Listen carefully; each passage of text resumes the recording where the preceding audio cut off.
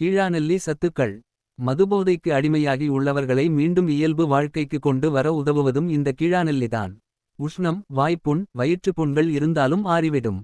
சிறுநீரகத்தில் கற்கள் இருந்தால் கீழாநெல்லியில் 3 பங்கு தண்ணீர் சேர்த்து அதை 1 பங்கு தண்ணீரா சுண்ட காய்ச்சி குடித்து வரும்போது அந்த கற்கள் உடைந்து வெளியேறிவிடும்.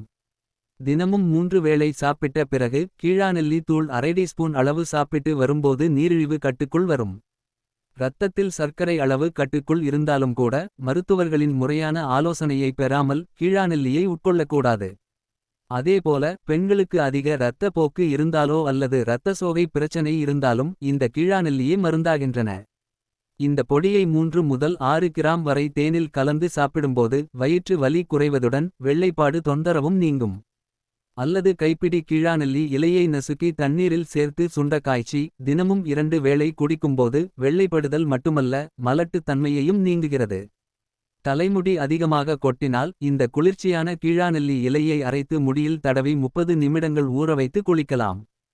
கீழாநெல்லி தைலம் என்றே கடைகளில் விற்கிறது. கீழாநெல்லி இலைகளுடன் கடலை மாவு சேர்த்து அரைத்து உடலில் தேய்த்து ஊறவைத்து குளித்து வரும்போது சருமத்துக்கு பாதுகாப்பு கிடைக்கிறது.